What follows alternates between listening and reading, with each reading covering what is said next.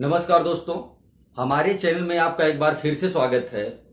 आज बात करेंगे उत्तर प्रदेश में हुए चुनाव और समाजवादी पार्टी के चुनाव हारने के बारे में कि क्या ऐसे रीजन रहे हैं कि समाजवादी पार्टी इतनी लहर होने के बाद, इतना जन सपोर्ट होने के बाद भी चुनाव हार गई।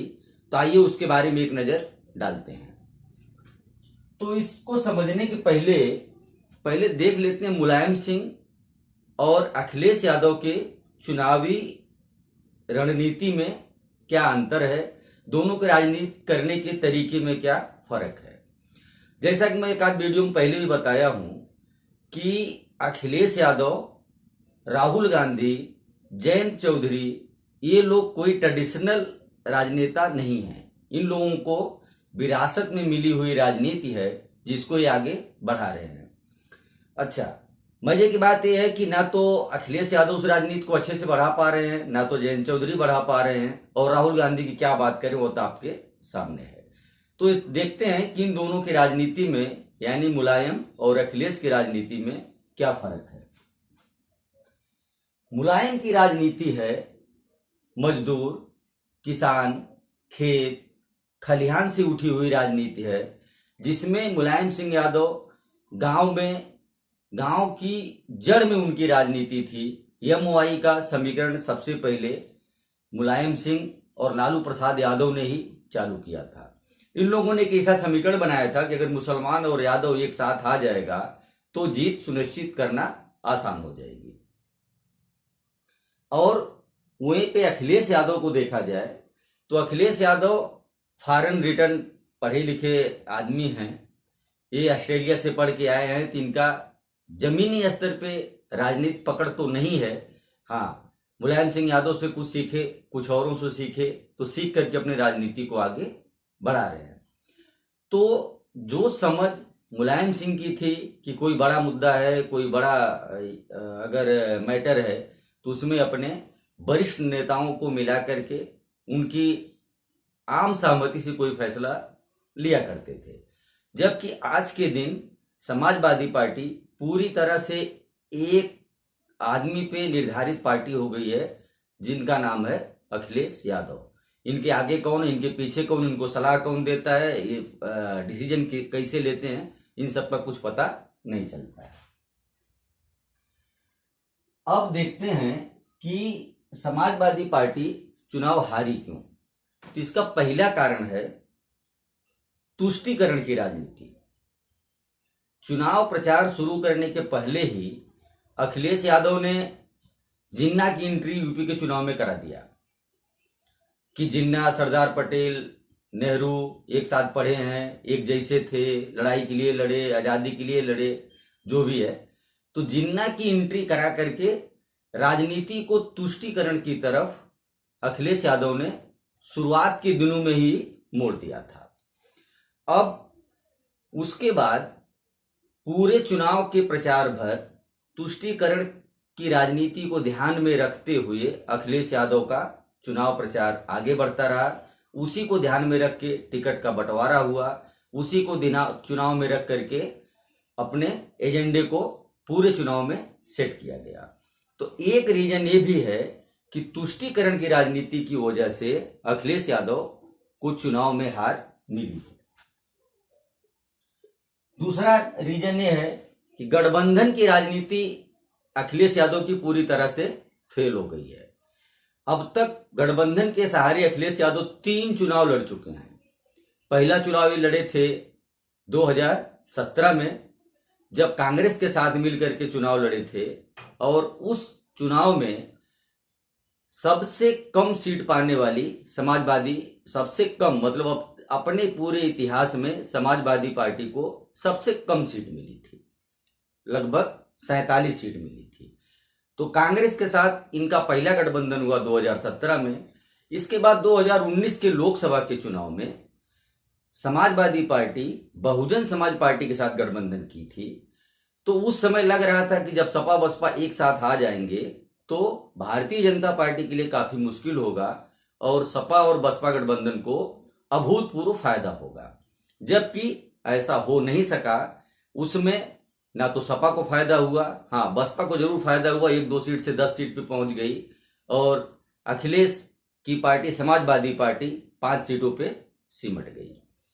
तो अखिलेश यादव जिस चीज को ध्यान में रख करके बार बार गठबंधन करते हैं, सहयोगी बनाते हैं, लेकिन उन सहयोगियों से उनको फायदा नहीं मिलता है, पार्टी को उस तरह का फायदा नहीं होता है, और तो इस तरह से बोल सकते हैं गठबंधन की जो राजनीति अखिलेश यादव की वो पूरी तरह से फेल रही है।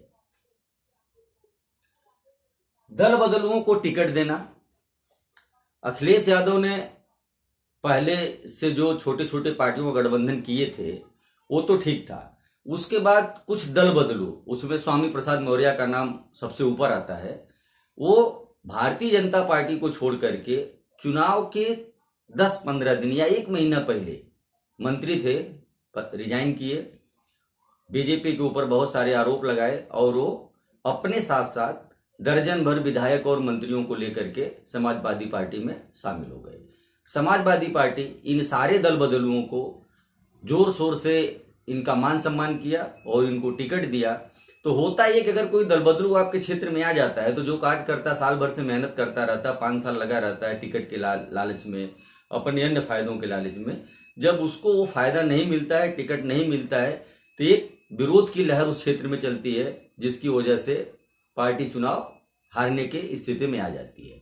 स्वामी प्रसाद मौर्य के साथ फाजिल नगर में यही हुआ कि फाजिल नगर से जो सपा कार्यकर्ता पहले से तैयारी में लगे थे, चुनाव लड़ेंगे, माहौल है, चुनाव जीतेंगे, लेकिन एक दल बदलू यानी स्वामी प्रसाद मौर्य के आने की वजह से फाजिल नगर से टिकट उनको मिल गया, तो जो बेस कार्यकर्ता सपा के थे वो शायद नाराज हुए, जिसकी वजह से स्वामी प्रसाद मौर्य चुनाव हार गए। तो दल बदलुओं को बड़े पैमाने पर टिकट देना भी समाजवादी पार्टी को चुनाव हारने का एक कारण बना है। 2022 के छोटे छोटे जो गठबंधन किए उसका उस तरह का फायदा नहीं मिला। उसका एक रीजन ये भी है, जैसे स्वामी प्रसाद मौर्य को लेके आए और सोहेल देव पार्टी जो इनकी ओम प्रकाश राजभर की है, और एक बाबू सिंह कुशवाहा नहीं, सॉरी, केशव देव मौर्य, उनको भी पार्टी में लेकर के आए। तो इस तरह से जो छोटे छोटे 3-4 पार्टियों का गठबंधन ये किए थे, उन पार्टियों का जिस तरह से इनको फायदा मिलना चाहिए था उस तरह का फायदा मिला नहीं। हालांकि इसी तरह की सोशल इंजीनियरिंग करके भारतीय जनता पार्टी 2014 के विधानसभा चुनाव में लगभग 325 सीटों को जीत लिया था। बड़े मुद्दों को जोर शोर से न उठाना, देखिए राजनीति करनी है, अगर आप विपक्ष में हैं तो सत्ता पक्ष के छोटे छोटे मुद्दों को बहुत बड़े पैमाने पर उठाना पड़ता है। अभी उत्तर प्रदेश में बहुत सारे ऐसे कांड हुए थे, जैसे हाथरस का हुआ था, एक किसानों का जो मुद्दा हुआ था। इन मुद्दों को जिस तरह से कांग्रेस नेता प्रियंका गांधी ने उठाया, जितना जोर शोर से उठाया, जितना वो हंगामा मचाया, गलत हो सही हो, लेकिन जिस तरह की आवाज उन्होंने उठाया उस तरह की आवाज अखिलेश यादव ने नहीं उठाया। अखिलेश यादव, उनके कार्यकर्ता न तो रोड पर उतरे, ना तो उस तरह से वो हंगामा किए। एक प्रेस कॉन्फ्रेंस कर लेने में, मीडिया में एक बयान दे देने से पब्लिक उस चीज को उस तरह से समझ नहीं पाती है जिस तरह से समझना चाहिए। तो जो बड़े मुद्दे थे उनको पार्टी जोर शोर से रोड पे नहीं उठा पाई, सड़क पे नहीं उतार पाई, लोगों के बीचों में उस मुद्दे को नहीं लेके जा पाई। ये भी समाजवादी पार्टी के चुनाव हारने का ये कारण था। पश्चिमी उत्तर प्रदेश की रणनीति का फेल होना, जयंत चौधरी के साथ गठबंधन हो गया अखिलेश यादव का, तो ऐसा लग रहा था कि पश्चिमी उत्तर प्रदेश में भारतीय जनता पार्टी के लिए बहुत मुश्किल हो जाएगा और लगभग सारी सीटों पे समाजवादी पार्टी और जयंत चौधरी की आरएलएनडी का कब्जा हो जाएगा।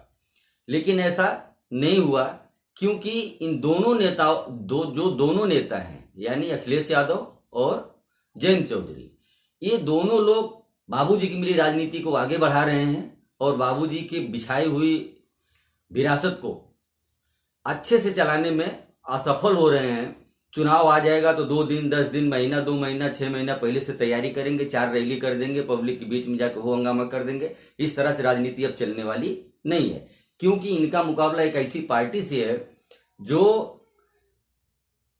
7 दिन 7x24 365 दिन 7x24 × 365 के तर्ज पे राजनीति कर रही है, तो उसके सामने आप महीना 2 महीना 4 महीने की राजनीति करके उस पार्टी को हरा नहीं पाएंगे। अपराधियों को अधिक संख्या में टिकट देना समाजवादी पार्टी के चुनाव हारने के एक कारण ये भी है। आप चाहे नाहिद हसन को देखिए, आजम खान को देखिए, उनके बेटे को देखिए, या फिर मुख्तार अंसारी के लड़के को देखिए, तो बहुत सारे अपराधियों को टिकट समाजवादी पार्टी ने दिया। जैसा कि मैं पहले भी बोला कि एक रीजन इसका तुष्टीकरण भी है, उसको भी ध्यान में रखते हुए इस तरह की राजनीति की शुरुआत समाजवादी पार्टी ने किया था। तो जिसकी वजह से क्या होता है कि वो कैंडिडेट अपना व्यक्तिगत चुनाव तो जीत लेता है, लेकिन उसकी वजह से जो आम मतदाता होता है वो उस पार्टी को वोट देने से बचने लगता है कि इस पार्टी में तो सारे के सारे इसी तरह के लोग चुनाव लड़ रहे हैं, सारे ऐसे ही हैं। तो एक रीजन ये भी है कि जो ज्यादा अपराधियों को टिकट दिया समाजवादी पार्टी ने, इसकी वजह से भी छवि खराब हुई है। अच्छा, ऐसा नहीं है कि 2022 के चुनाव में समाजवादी पार्टी ने सब गड़बड़ी किया है, बहुत कुछ अच्छा भी हुआ है। तो एक देखते हैं कि समाजवादी पार्टी के लिए 2022 का चुनाव किस मामले में अच्छा रहा है। तो पहले चीज तो ये है कि समाजवादी पार्टी के वोट बैंक में आशातीत वृद्धि हुई है। शायद अखिलेश यादव भी नहीं समझ पा रहे होंगे कि हमारा वोट परसेंटेज, वोट शेयर इतना बढ़ेगा। जहां पे 2017 में इनका वोट शेयर विधानसभा में लगभग 22% था, वहीं ये वोट परसेंटेज 2022 में बढ़ करके लगभग 32% हो गया। तो 10% की वोट परसेंटेज की वृद्धि बहुत मायने रखती है। और वहीं पे भारतीय जनता पार्टी जहां पिछले विधानसभा चुनाव 2017 में लगभग 39% वोट पाई थी, 2022 के विधानसभा चुनाव में ये लगभग 41% वोट पाई है।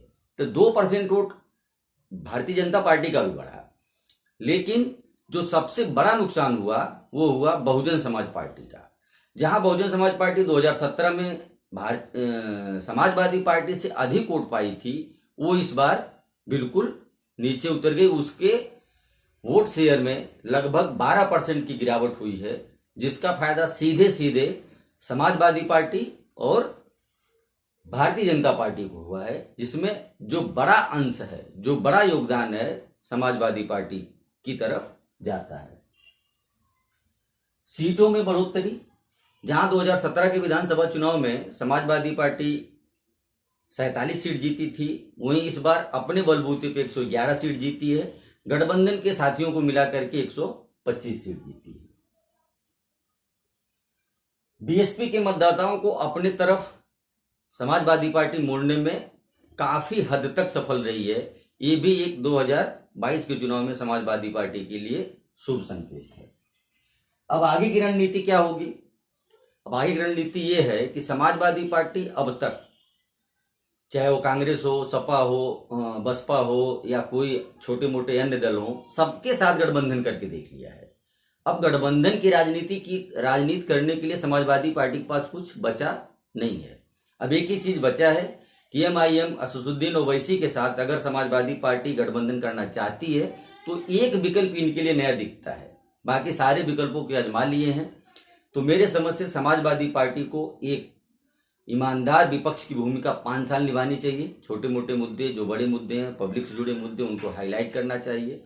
तुष्टीकरण की राजनीति को छोड़ना चाहिए और नए सिरे से, नए समीकरण के साथ फिर से राजनीति में उतरना चाहिए, ताकि जीत को सुनिश्चित किया जा सके।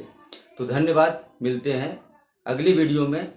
हाँ, आपका प्यार बना हुआ है, इसको बनाए रखिए। हमारे चैनल को लाइक करिए, शेयर करिए, सब्सक्राइब करिए। धन्यवाद।